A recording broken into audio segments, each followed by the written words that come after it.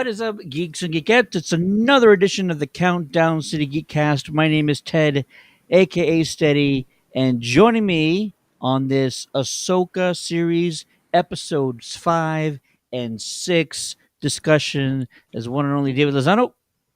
How about them Cowboys? Let's again. I said it last week. Let's give it some time now. We're gonna let it simmer. We're not gonna get too excited. We'll see what 70 to happens. 10, Ted. 70 to 10. Come on. And we also got the one and only Retro What's Ray. going on, guys? Nice to be back on again. Absolutely. Fall is upon us. There are 50 million things happening. We're going to talk about the Ahsoka show, episodes 5 and 6. Not just yet, though. We have some other things to take care of right away. The first of which is, please give a round of applause for this show's sponsor, the one and only Real Retro.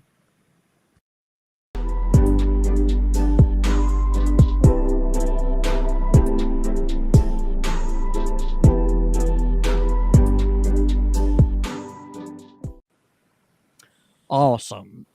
Ray, tell us what Real Retro has got going on these days. Tell us about like the new big item that you guys just got in, autographed items you got in. What's going on, man? Got a little bit of everything. It just recently came in last week. He's constantly picking up like old band tees. If you want some old band tees, of course we got pop figures. We don't got like the high dollar stuff. We got more reasonable price stuff. If you're looking for old school stuff, vinyl records for sure. Old school in general. If you're looking for an old school radio that you want to go retro with, I mean, dude, they have it's kind of like going back into the 80s kind of when you go in there. I haven't been in a minute, just because we've been so busy with everything. But I've been meaning to go back, and I also have a closet full of band tees. Do you guys actually like purchase them in for people, or like they trade them in for credit or whatever? He purchases items like if you're wanting to sell, band tees, games, stuff like that. He'll definitely, look at it, pick it up if you want to add to the collection. Yeah, just swing by. They're open on Friday, Saturday, and Sundays. So yeah, definitely, they pick up collections. Yes, sir. Awesome, because I have a Guns N' Roses T-shirt that does not fit me anymore. It's like a medium, and they're actually going to be in town in a week with Alice in Chains. So Yeah. that's pretty freaking awesome. And I need a new GNR shirt like ASAP. Oh, nice. Yeah, people do come in. They pick up band tees for concerts that are coming in town for sure. Awesome. If you're watching us right now, say what's up in the chat. A few folks have seen me cheesing on social media that we have movie passes to give away. No, it's not the Paw Patrol. Those we gave out a few days ago. But we have a highly anticipated horror flick that's coming out next month, and we are giving away passes to all Texas residents. Major cities. Texas residents in major cities, we have movie passes to a highly anticipated horror film. I'm not going to say which one just yet, but that's going to be coming later on in the show. But also, at the end of this month, in like less than 2 weeks' time, the Countdown City Geeks are all going to be headed down to Portland, Texas, which is just north of Corpus Christi, and we are participating in taking over CadabraCon. CadabraCon has a great lineup. It's a smaller convention, but great area, great promoters and organizers. Guest list is awesome. They're going to be having raves every single night. If you haven't heard about CadabraCon, here's your chance to see what it's all about.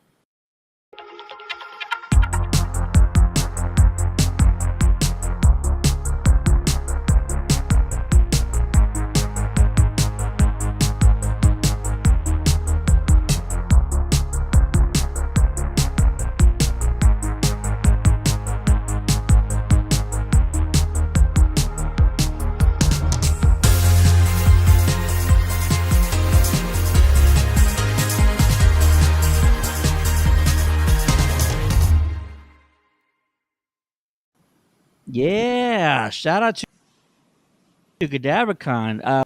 Like I said, we're excited. It's going down just a little under 2 weeks' time, and we're going to be hosting panels. We're going to have a booth on site. We're going to be doing raffles, having giveaways, selling some items, most likely, and it's going to be a lot of fun.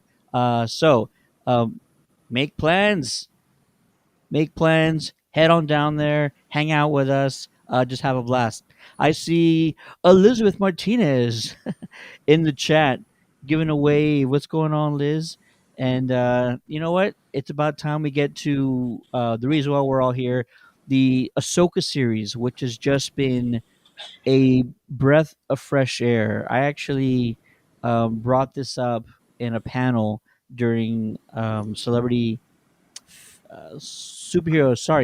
Comic Con. We had a panel. It was a Star Wars panel, and I said that Star Wars was going through this sort of renaissance with all these like shows and Disney Plus series, and this is just a another show that really kind of makes you feel that way. Star Wars is evolving, and it hasn't evolved in quite some time. But these shows are helping it to kind of push it forward, and you know expand the lore and give us things that are new and refreshing. And we're exploring um, not only characters but different ideals. Like before, Star Wars was good versus evil, David versus Goliath, light versus dark, and now we're actually kind of getting in between and seeing how complicated these relationships and the politics and everything else is in this expanded universe. So it's quite good. It's been really awesome. Let's see here. Before I get into the summary, David, we're talking about episodes 5 and 6. I know you've seen these both about a dozen times at this point. Just give us sort of your overview of these last two episodes. A great kind of build-up point. It seems like that Dave Filoni has written these episodes to kind of snowball and get better and better by each episode that we get to witness. And it's written by Filoni. It was directed by parts 1 and 5, and 5, of course, was the big one. To me, it was the Super Bowl of Star Wars, if you will, because they had a huge fan event across the country in major cities, and it really delivered. Part 5, we got to see the return of Hayden Christensen. We got to see the world between worlds realized in live action. We got to see live action Clone Wars, which is something that all the fans I think have been begging for forever. It was spectacular. Hayden Christensen's acting, the lightsaber duels, um, the big questions that were raised after they answered some questions. Did Ahsoka imagine the world between worlds, or did she actually go into the world between worlds and encounter her former master? Was that really Anakin? Was that maybe a figment of her imagination? Was she hallucinating? I mean, what was it? We don't know. But then part 6 took us in the direction of actually getting to the world of Pridia, seeing live action Thrawn in person, seeing live action Ezra, getting some really interesting new galaxy building, if you want to say. We got new creatures, we got a side quest for Sabine, we got more lightsaber action, and to see Thrawn, I think, in live action. Thrawn's been a character in Star Wars since the 90s in the books. He was described exactly the way you see him on screen. The black hair, the blue skin, the red eyes, the white Grand Admiral Imperial suit with his Star Destroyer, the Chimera, all on screen. It was fantastic. And then you throw in some Night Sisters too with magic. Magic seems to be like it's going to play into Star Wars heavily here coming up in the near future. And those stormtroopers, they were called night troopers. Are they Night undead? Troopers. Yeah. Is it an army of the undead, or what's going on there? We don't know. Okay, you have to. I There was something bothering me about Thrawn, visually, right? And I'm like, okay, well, it's the voice actor. There's it's not that. There's something bothering me. So I kind of went back. Was looking at the photos from the animated show, What he's lacking is that bone structure that protrudes on his forehead, Yeah. and his it gives him, it's almost like a Batman cowl, which I don't have my cowls right there. It's almost like Yeah. a Batman cowl. It's like permanently menacing at all times. Thrawn's supposed to be menacing looking at all times, and he's not, because they didn't give him that sort of protruding forehead. They did give him that kind of like V cutout in the middle of his head, but it wasn't like No, in it's your not. face. And I Yeah. feel like that's the thing that's not giving me 1000% Thrawn vibes. And it's not a complete knock on the design. I'm just trying to figure out, like, it's got to be an easy thing. I don't know if it's just overlooked, or they're thought like nobody's going to care, but it really it I'm like, this is why people say he looks like Elon Musk. It's because he doesn't have that forehead that's like bulging to where it looks like he's sort of scowling with his brow, but his brow is like massive because those are the parts of his forehead that are sort of pointing in. Rolando's in the chat saying, hello, what's up, sir? How's it going? Tell us what you think about the Ahsoka show. Thanks for being here. Ray, what about you, sir? The last two episodes, your overview, have they lived up to your expectations or the hype? Are you enjoying what we're watching so far? Oh, definitely for sure. Um, like we were talking, me and Dave and the other on the Star Wars podcast. I've given them both tens for these two episodes. The reason why, since I'm a huge Star Wars Rebels fan and Clone Wars fan, um, they really bought what we were wanting to live action. Filoni he's literally one of us, I guess geeks, and he's giving us taste of worlds, not just Star Wars, but he's bringing in little things from, like, you get remnants of Lord of the Ring feel here and there. Like they were talking about too, like a little bit of the Dune movies as well. Overall, like my biggest thing was Chopper, Ezra as well. Chopper The actress, style, yeah, and then the actress they got playing Sabine, she is nailing it. Like she is Sabine from the cartoon series. my Um, future wife, Hera. Yeah, and then Hera too. I mean, it and then it's taking it for it's leading us into a whole new world, our galaxy.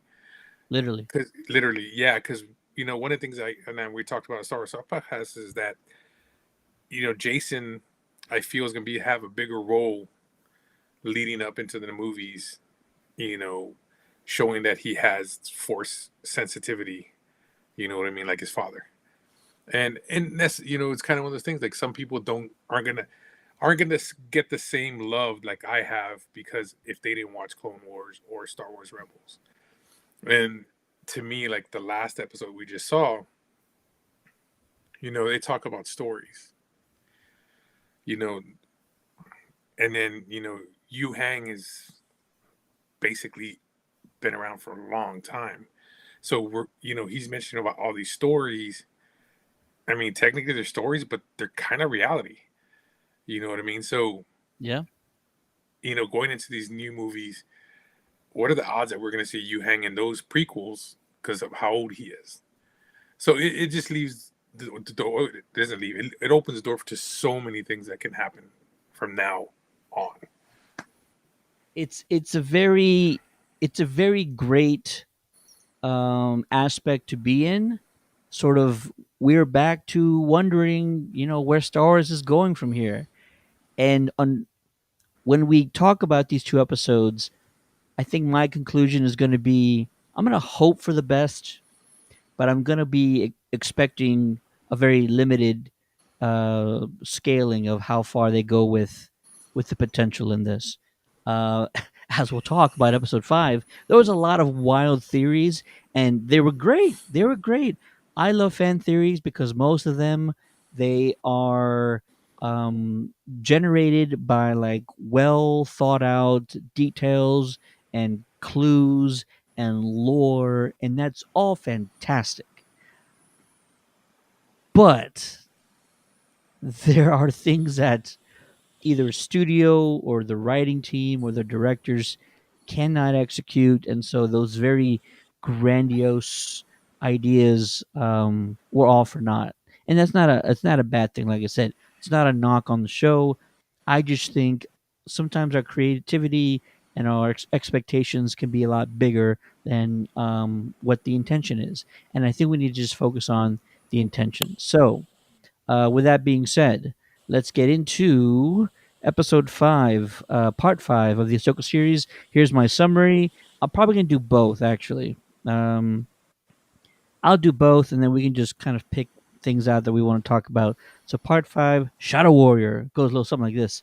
Ahsoka wakes up in the world between worlds and is threatened by Anakin Skywalker, who claims he has one final test for her and takes her through the past to relieve moments from the Clone Wars series.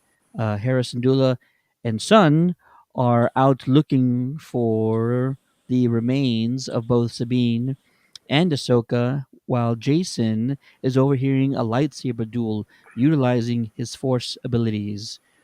Ahsoka accomplishes her final test and is found in the waters um, by Hera and team, and she recovers to. Sorry, forget what I'm writing here. Recovers to become and communicates with the Purgle in order to travel to Peridia in order to find Sabine and Thrawn. Here, part 6, Far Far Away. Huyang and Ahsoka continue their galactic commute inside a space whale while Morgan Elsbeth and company arrive at Peridia, the ancient homeworld of the Dathmiri, as well as a final resting place for the Purgle, which I feel was an interesting tidbit. I don't know if that's going to play into something on later, but we'll talk about it. Balin Balin's plan seems more complicated than what we were led to believe. He has no confidence in bringing Thrawn into power, as he feels that it would merely be part of a vicious cycle between the Republic and the Empire. His goals lie somewhere on Peridia. Ooh, mystery. Thrawn arrives. A massive, albeit rudimentary-looking Star Destroyer arrives carrying an army of night troopers led by Enoch and the Grand Admiral himself, Thrawn. He confronts Sabine. He allows her transport and intel on a possible location for Ezra. During her search, she meets a race of creatures, the Noti, Noti, that lead her to him. The two embrace. He is older and longing for home. Sabine, for now, decides not to inform him that their galaxy is once again threatened by Admiral Thrawn. The end. And now I pass it off to you, gentlemen. David, Sabine, and Ezra reunited, and it feels so good. Um, what were you going through when we finally got live action Ezra and he was finally reunited with Sabine? I was like, hell yeah, they gave it to us. The seeing Ezra live action on screen, played by the actor Iman Esfandi. He hasn't talked a lot about his role, which made us believe that we weren't going to see him maybe till the very end of the show, and he had maybe one or two lines of dialogue. But it looks like he's going to play a pivotal part in the climax of the season. So I'm very interested to see how that works out. I thought that they were going to kiss, and they didn't. They just hugged. I thought Sabine was going to go in for the kiss, and Ezra was going to be like, "Whoa, wait," or something like that, something of that nature. But yeah, it's terrific to see them on screen together. Um, and yeah, it was a landmark episode. I mean, you got Ezra, Thrawn, the Night Sisters for the very first time in live action. We got to see Peridia, and you talking about the place where the Purgle go to die. I believe the rings around Peridia were made up of whalebone. So I guess they migrate there and they just like kind of like beach themselves on the rings and they just kind of rot away, I guess. I don't know. Um, I think we're all anticipating some Starwell action in the next episode. But yeah, these two last episode, this was peak Star Wars. I think it's pleasing all the fans all around the internet. Everyone's back to giving Filoni all the credit in the world for these things, and it seems like I think there might be a little bit of credit due that people like John Favreau aren't getting right now, because I think he also produced, but I think simultaneously he was working on Mando season 3, and they were kind of separate while shooting these. But yeah, the CGI looks great. You mentioned the fact that it is a TV show. It's not a film. They can't spend a whole lot of money. The rumor is the show cost about 100 million to make. A big time movie would be about 200, 250 million, 300 million if you wanted to get crazy. So Sure. I think we're all anticipating something huge in the Filoni film, which we don't know when that's going to drop due to the actors and writer strike. But these two last episodes, man, it's exactly what I think everything's been anticipating and wanting, and this is the future of Star Wars, and it's now. I completely agree. Um, and what you said about the planet Peridia and the rings, space dust, asteroids. No, I totally agree with you. Purgle carcasses, like they kind of just decompose, and it's just like remains floating around this planet, and that's kind of dark. But I feel like as a writer of this show, that's not a detail you tell us unless it's necessary for something coming forward. Now, what the heck does dead, rotting Purgle space carcasses have to do with anything? I have no idea. If there's any theories out there, I'd love to hear it.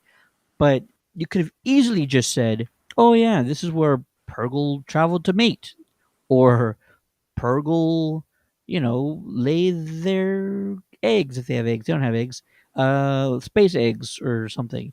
But here's where they go to die is a very interesting detail, and I feel it has more ramifications for something that we might see in the future. But I could also just be looking too much into it, and it might not come back at all whatsoever. Well, Thrawn Uh, does say if you see Purgle approach Pritia, destroy them. So the mm, bone graveyard might serve as cover for some of the ooh, Purgle. You know. I like it. I like it. All right. All right. Retro Ray, your thoughts on the final reveal of Ezra? We've not seen this kid since he was flying away with Thrawn in hand, back on the Clone Wars. Well, Why? we had talked before, and we talked about that. Our theories were that that Thrawn was going to probably work with him. They kind of team up, but it completely went the opposite way. I just want to know is did he escape the ship and kind of went off into hiding? I don't know if we're going to get that detail to tell us what happened, but yeah, he kind of when I first you first see him, he kind of looks like a Moses with his beard, the way he's dressed. Um, but You know who he he, really looks like? He looks like his dad. oh, that's true. There was one drawing of Ezra and his parents that we had seen, and he looks just like his dad did in that photo with the goatee and everything and the wavy Yeah, hair. that's true. But yeah, I mean, just in that's the thing about Ezra's, I guess, power with the Force as well. He can, I guess, like I don't say bring peace with creatures or you know what I mean, species, but his Force is like I don't know the proper wording. I guess I'm trying to say. But anyway, they gravitate towards him, and Yeah. the all had the symbol of the rebel. Some type of form of it. They all had it. They were all pointing at each other with it. So it's kind of interesting. I want to see if we're gonna get more backstory, kind of like a flashback once they got there in the next episode, maybe. But I don't know. It's gonna be interesting what they're gonna do with it. All right. Couple of thoughts from me. Episode 5. I'll start off really quickly with episode 5, and we'll talk about 6, which just happened yesterday. Episode 5. If you saw our pre-show for episode 5, they pretty much did everything I said they were going to do. Kind of play it safe, not like they weren't underselling or not giving the fans something that was high quality. I just think that the focus needs to stay on Ahsoka, and the are something that might come later, but not now. And I still want to theorize like, oh, that's what this means, and oh, that's where they're gonna go, and oh, Anakin's gonna do this later on. But I'm like, I don't see it. I don't see them running wild with this new galaxy, with the world between worlds. I want those things to happen. I don't think they're going to happen. So I I'll get into that in a little bit. But I still feel like it is a little bit ambiguous whether or not she was creating all these elements in her head. Does it mean that it's all fake? No, it doesn't. It could still be like, I want to say, her force abilities creating, generating, possibly, right? Like an inner dimension. I know it sounds crazy. Inner It's not purgatory. it's not all fake, because why would Jason hear it? Can't be all fake. She says a line to him. She says a line to Anakin before they fight, saying, "I won't fight you." And Anakin says, "I've heard that before." And I didn't even catch it right when I first saw that, but I'm like, we all know where he heard that from and who he heard that from. His goddamn son told him that. "I won't fight you." But she doesn't know that. So it's those weird things, man. It's those weird things. If it's all in her head, Jason shouldn't be able to hear it, and Anakin shouldn't have any other knowledge that she's not aware of. And that's the one thing that I think in that whole sequence that she should not be aware of, is that conversation between Luke and Anakin. Um, Episode 5, is that 5, right? Or Yeah. 6? They would know. Anyways, what's it It was called? nodding my head. Yeah, that was Yeah, yeah, episode 5, part 5. yeah, definitely. Um, so I still don't think though that she was physically in the world between worlds. She knows what it looks like, so she can recreate it in a manner of speaking. And whether it is the Force, I know that Dave was saying this when we were doing our reaction, whether it's just the Force sort of conjuring up this this place for her to have these hallucinations of Anakin. Not a hallucination, right? Because he knows things that she doesn't know. It's so bizarre. My big question for that would be like, why is the Force helping one side? Because the Force is not one sided, and the Force should be neutral, like balance between the light and dark. So would the Force really go out of its way to kind of do this? It is mind boggling. I feel like we're never going to get a straight answer about these things. There's enough evidence and enough clues to like, argue, a variation of like what really happened in episode 5, between her, Ahsoka, and Anakin, and the world between worlds. There are entry points in the world between worlds. One of them, as far as we know, is not just the water. And if it was, she just would have gone in willy nilly like Ezra did back in the Clone Wars. So I feel like we will never get a straight answer. I'm fine with it. We can move past it, and I'm not going to dwell on it too much. Great visuals, fantastic lore building, getting to see Hayden back, as Anakin, and getting him in his Clone Wars armor, all that stuff. All of it's great. I was very hopeful and happy when I saw it. And if you want to try and sell me on exactly what happened, I might believe you, but I don't feel that there's enough evidence to kind of lean one way or another. Now, episode 6, we got Thrawn a little earlier than I expected to, but that's totally fine. I already talked about his of look is not 100% on point with me. I'm like 90% in. He really needs that menacing forehead. I have no idea why they didn't give it to him. Because even when Thrawn's calm, he looks like he's pissed off in Clone Wars, and he doesn't have that in this. Sorry, Rebels, and he doesn't have that in this show, which is again a very small detail, but I wish they would have incorporated it. I was worried Not worried.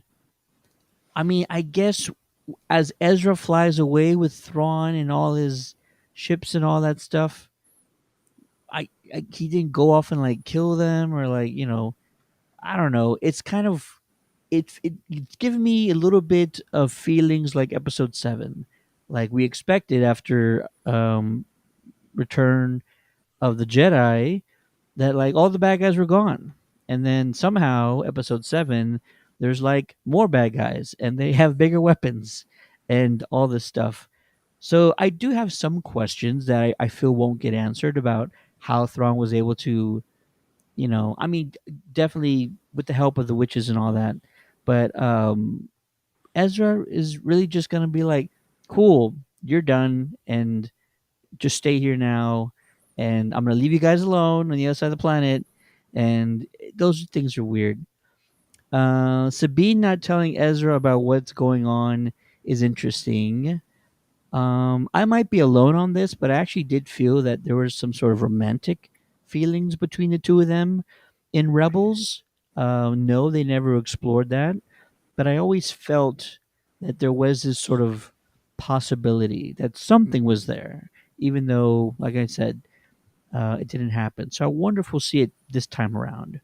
Maybe they'll make that a thing, and that would be interesting to see.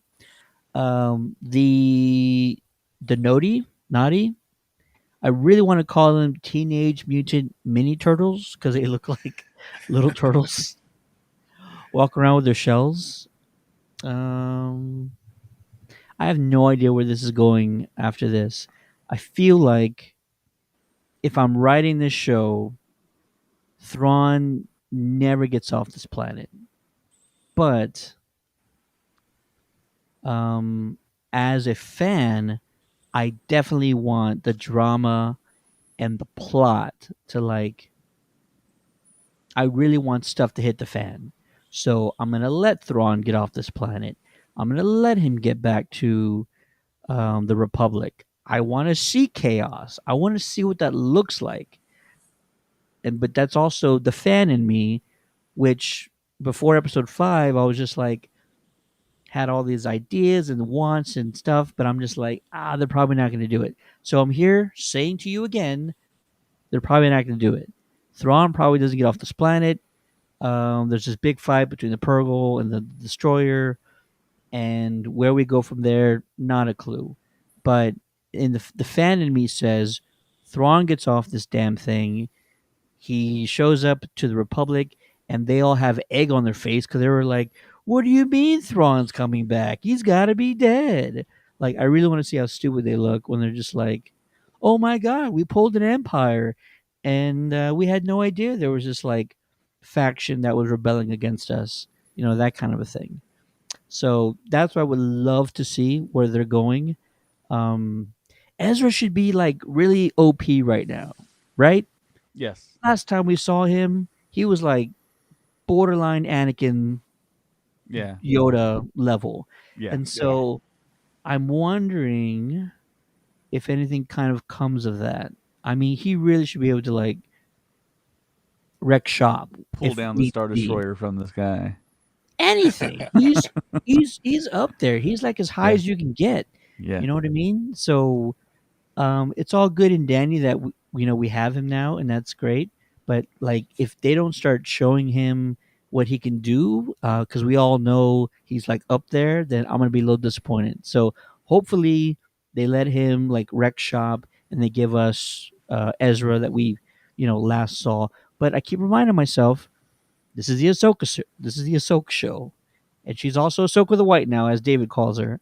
So you got Ahsoka the White, you got Ezra Bridger, the legend, back, and now you have Sabine, who they keep teasing her. Force abilities are coming, coming, coming. Not yet, not yet, not yet. But something's got to give, and that's gonna hit the fan. So I feel like there's enough of a group here to keep Thrawn and company at bay. We'll see what happens. Dave, anything about these last two episodes or theories going forward?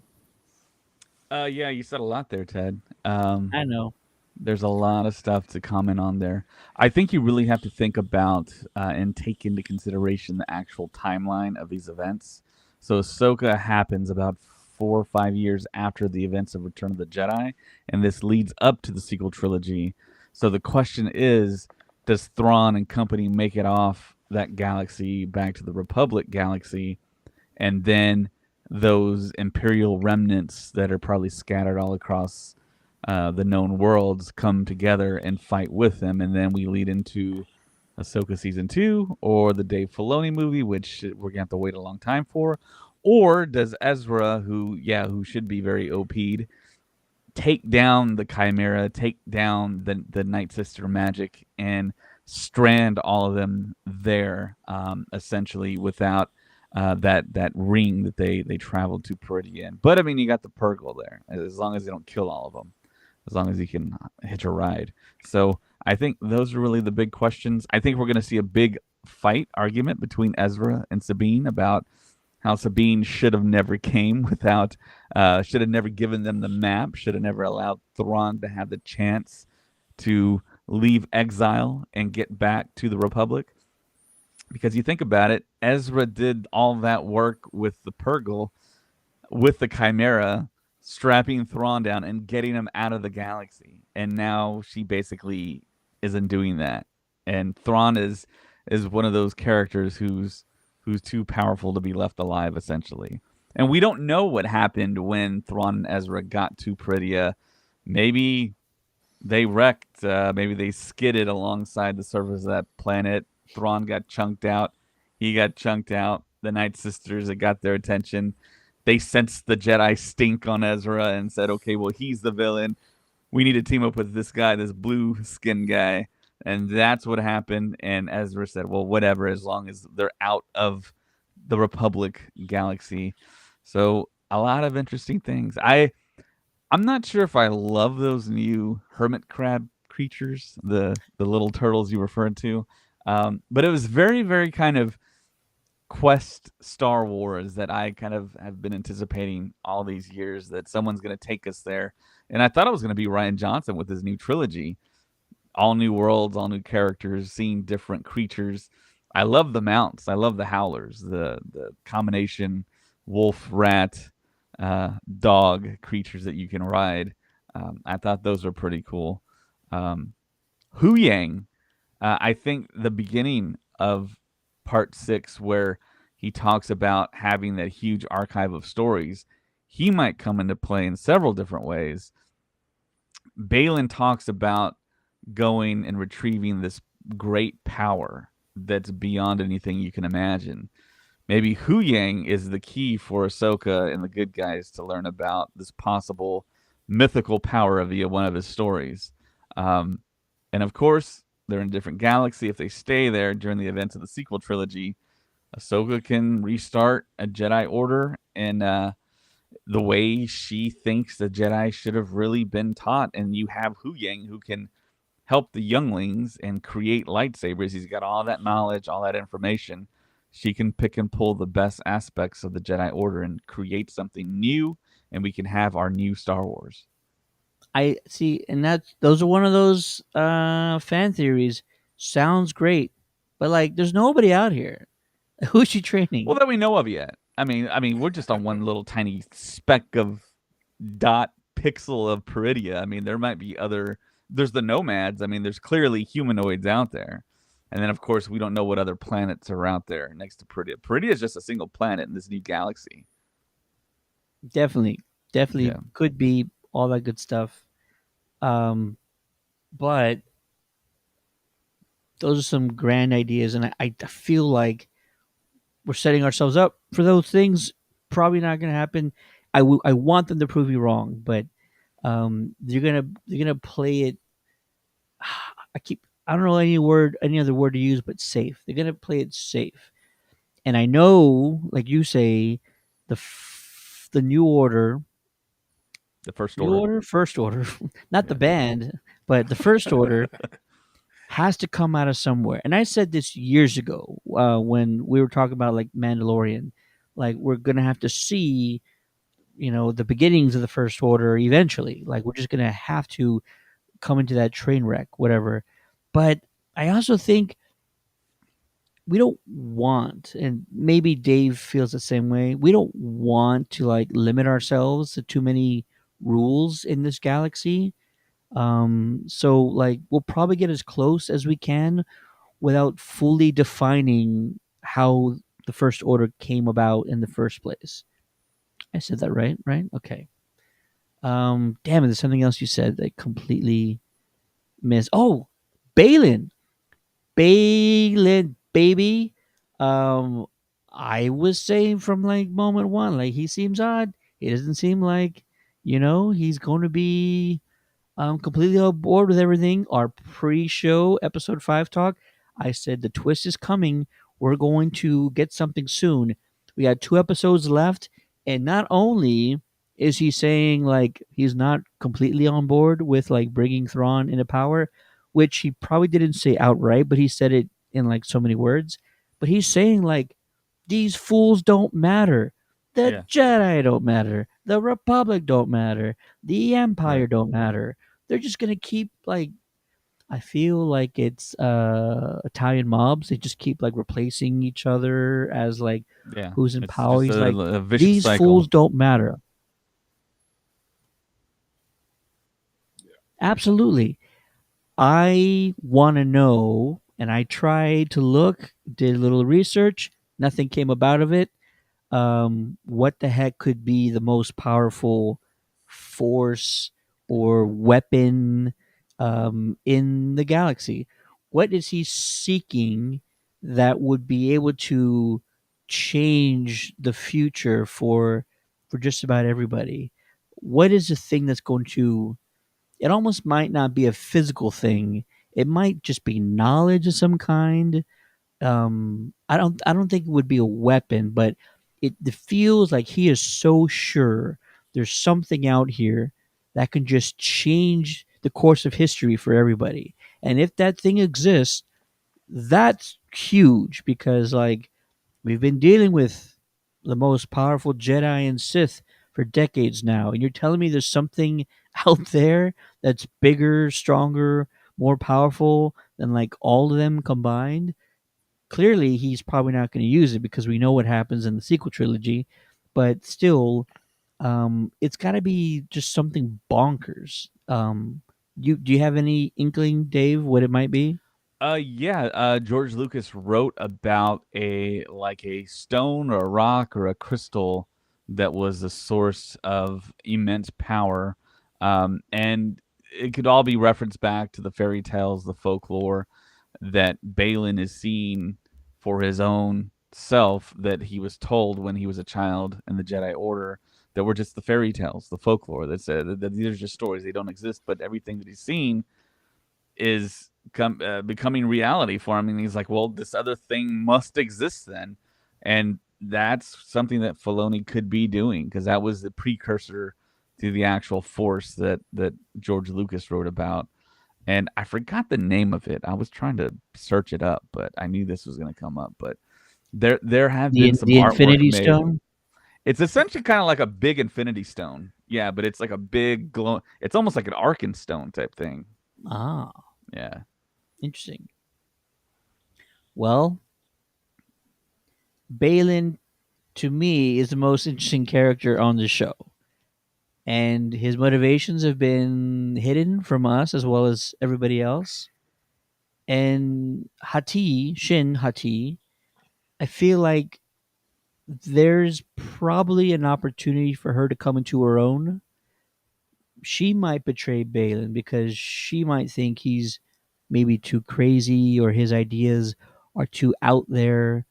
We might be in for like a double betrayal. He's clearly not on board with Morgan Elsbeth and Thrawn.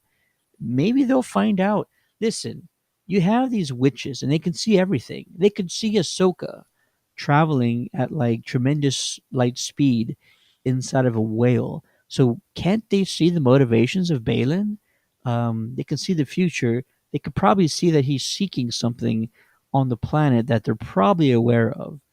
Balin made it seem like they have no idea what's here, but they could probably at least see him or his motivations or his future, like finding this immense power. I would think so. It's just crazy. Is he talking about No, he's not talking about Ezra. He's not. He's supposed to kill Ezra. Um, Balin's the most interesting. He's the wild card in all of this. I can't wait to see what he does. I feel like we're in for like this double betrayal. Like he's gonna betray Thrawn. Something's gonna happen there, and then Shin Hati. There's a reason why she's on this show. You know, he didn't need an apprentice. Maroc could have been the apprentice the entire time, and we could have just still killed him off a few episodes ago, and I feel like that would have been it. Shin has another. She has something else to do, and I feel like she hasn't done it yet. So it's got to be coming up. I'm pretty sure. I'm almost certain. We'll see what happens. Ray, your thoughts for what's coming up in these next two episodes? I mean, just like you were talking about with Balin, what if he's going after something like in Indiana Jones, the Ark of the Covenant? You know what I mean? And once you No. open the power, Yeah, that's exactly what I'm saying. There, he's in search of a MacGuffin, like a thing. Yeah, but if you can't control that power, it consumes you. And maybe that's how we see that he passes, because he finds it and tries to take control of it, can't control it. Because I mean, they're gonna have to explain. I mean, with Baylor Skull's actual actor who portrays him not being around anymore. I mean, it's gonna be hard to keep him, to keep that character alive, unless they do it and they go down the Harry Potter route where they recasted, Dumbledore. You know what I mean? But it's kind of one of those things, because it's kind of mixed review, because like you got some fans who were okay with replacing Dumbledore, but you had to because he's a big part of the books. So I mean, it's Balin has a lot more behind him that we don't see right now. I don't know if we're gonna get the full explanation behind him, because if you think about it, and we talked about it on the podcast, the Star Wars podcast, where they don't want to talk about the Grey Jedi. But yet, when Balin tells, I forgot her name. Shin? Is it Shin? He trained her differently. So he trained her to be more. Yeah. He didn't say Sith. He just said he trained her to be more. So it's kind of interesting where, what does he mean by that? But then also, too, you look at it as well, the whole Lord of the Rings thing. Okay. So is Sabine Aragon or is Ezra Aragon? You know what I mean? It's kind of one of those things, because if, Ahsoka's, Gandalf. I could see that. I could see that. I mean? But it's just, there's so many things. Like Pinocchio or the Hobbits. Yeah. Yeah, right? Oh, man, that's too funny. But yeah, it's just, there's so much, it can go either direction. Yeah. And the Purgle or the Eagles? Huh? Yep. From Lord of the Rings. Yeah. Hey, you know what we just need now? The witches could be that. The race. Hey, there you go. We need a Balrog. Who's the Balrog?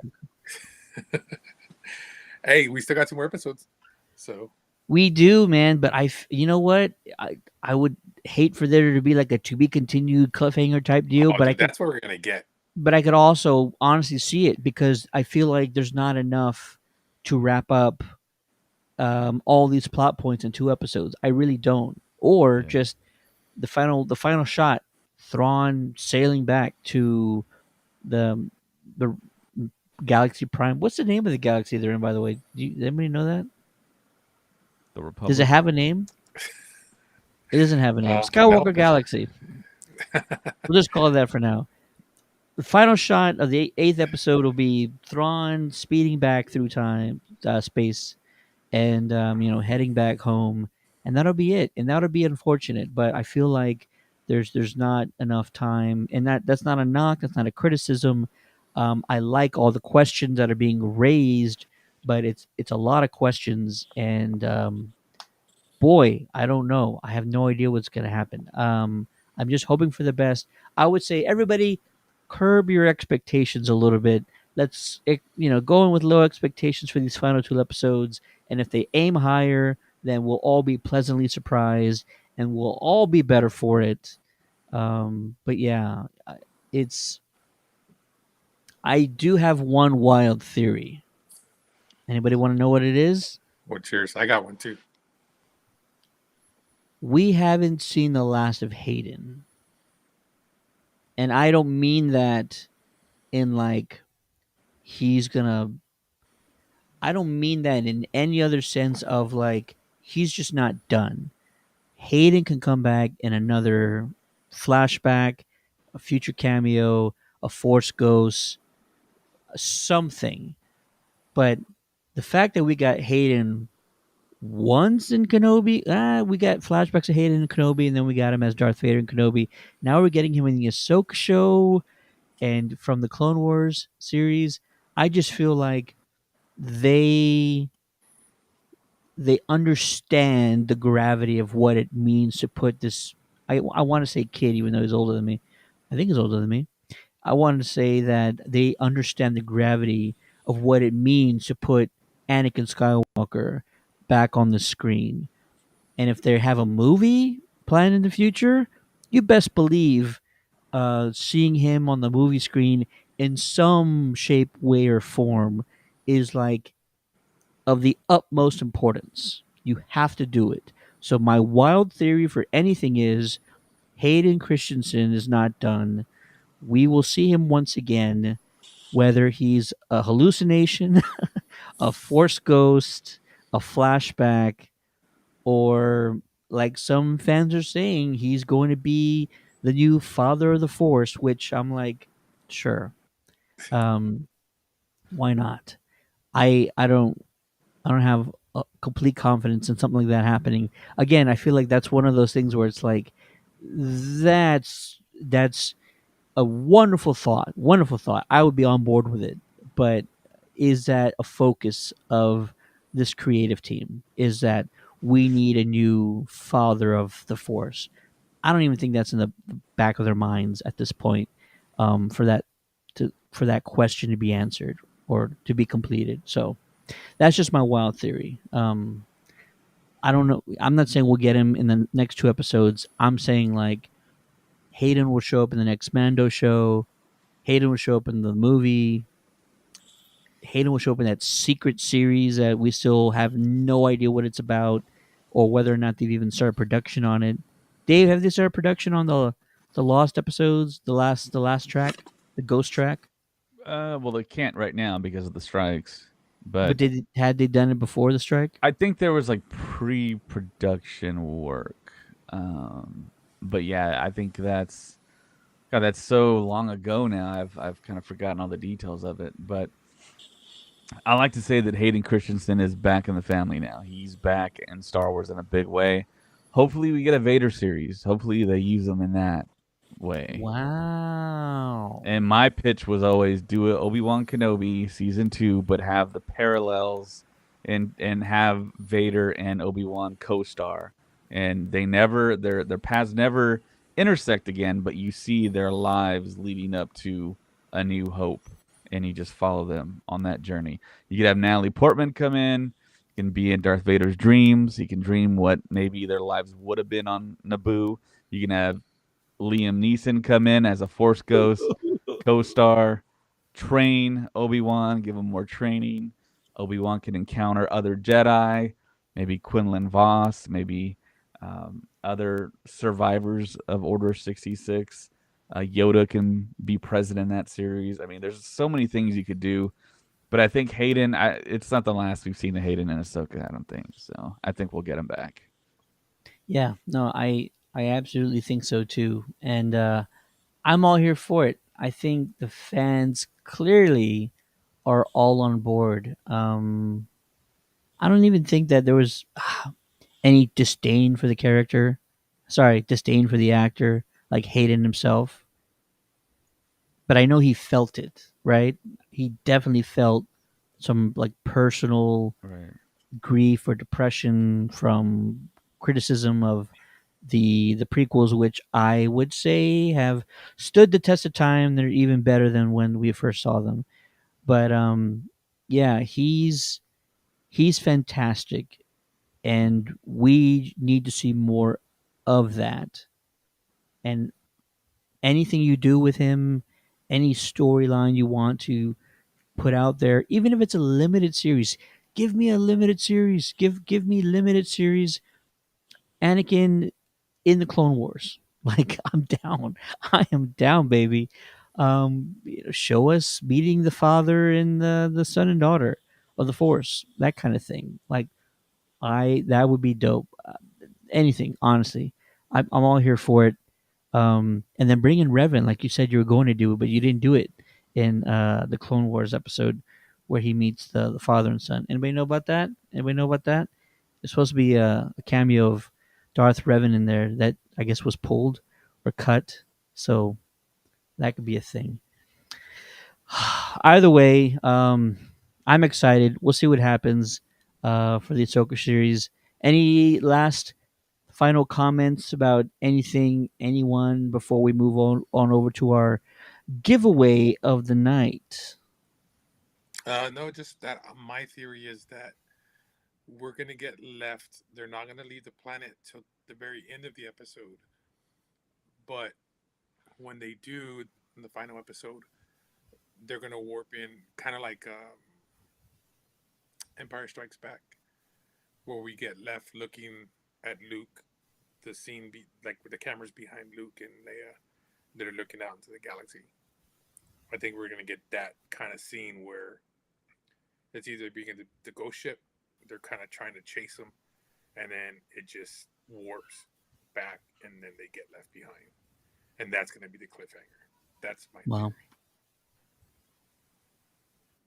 Dave? Yeah, that thing that I was referring to, George Lucas referred to it as like a galactic holy grail type thing, and he called it a kyber crystal.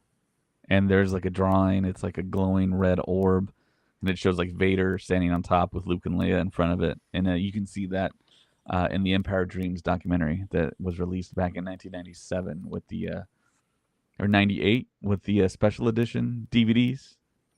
Oh dang! Wow. Yeah, yeah. It's kyber crystals. Well, before he knew what kyber crystals were eventually going to be, he just called it the kyber crystal.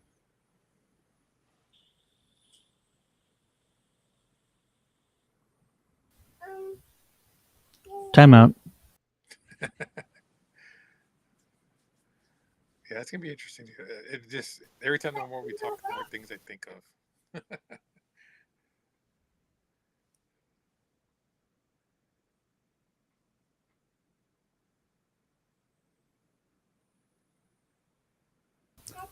I've been invaded by a tiny princess. Is that a is that a naughty princess? A She's, naughty princess? you know what they are to me? Those little guys. They're like Koopa Troopa. They're like Yeah. Mario Brothers Koopas. Yeah, I was trying to figure out like what they reminded me of, and I'm just like mini Ninja Turtles. No, that's not it. And I'm like Koopa Troopa. All they need is some wings. Yeah, very kind of never-ending story-ish type. Yeah. yeah. Yeah, and they're wearing like vests and like long sleeve shirts and Yeah, it's gonna be. It's definitely gonna be interesting on what we got. Waiting for us. so this kind of popped into my head. If Hayden does come back, maybe Balin does find this ultimate power, and the only being that can oppose him is maybe Hayden. Maybe, That's I mean, true. the most powerful. We all know Ezra's super OP, but Hayden, being one with the Force, maybe has to intervene. Yeah.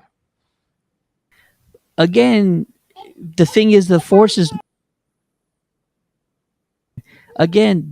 neutral, though, right? Like the force cannot lean one way. The force is always.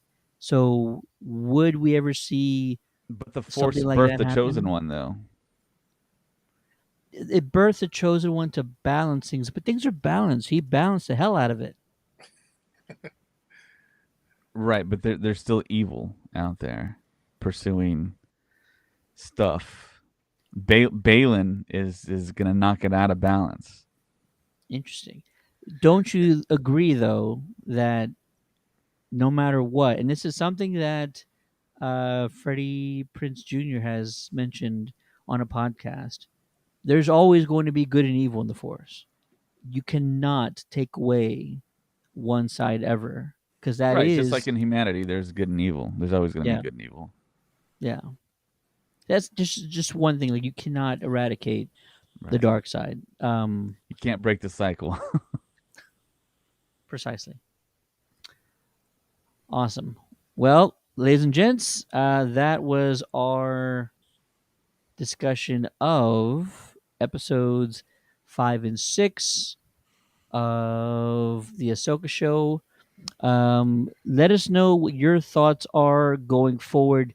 Do you think that we're going to get a massive cliffhanger by the end of this? Do you think um, that we'll see maybe Hayden Christensen in a future show or Star Wars project going forward? We want to hear from you guys. Let us know in the comments below and send us your theories for what's about to happen. Um, we love to hear them.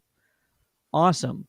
So, some folks noticed on social media that I was teasing a movie pass giveaway yesterday. And now it's time to do that. So, for anybody who's still watching, I'm going to put a link in the chat. And now is your chance and opportunity to win advanced screening passes to the Exorcist Believer movie. The advanced screening is taking place in major Texas cities: Dallas, Houston, Austin, and San Antonio. And we would love for you guys to come hang out with us and come check out The Exorcist Believer. The screening will take place on Tuesday, October 3rd at 7 p.m.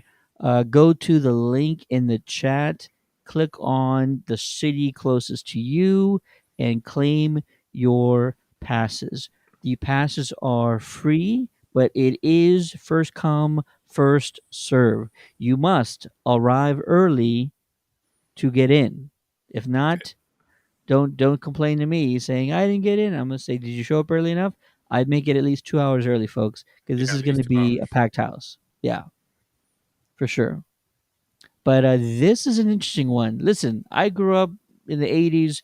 The Exorcist back then was still considered to be, widely one of the scariest movies of all time. So the fact that they're going back and sort of retconning that franchise, and now this is that movie, the sequel to that movie, like 50 years later, is bonkers. And I know this is something he did with like Halloween and whatnot, and Chucky has come back in a TV series, but Exorcist, like I am both intrigued and both terrified of what they're going to show us because just like nostalgia works in a positive way when you see something from your childhood, it also can work in the reverse order, and it can work negatively when you're triggered by something that terrified you as a young child. So we'll see what happens. But now is your chance, your opportunity to go pick up passes on us.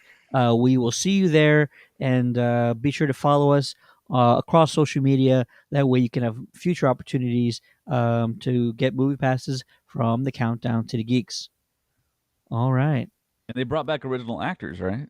they sure as hell did. Yeah, Yeah, yeah. that's So incredible. is it going to be the demon, the old demon from the original that's taking Pazuzu. new kids? Yeah. It'll be interesting, man. Interesting.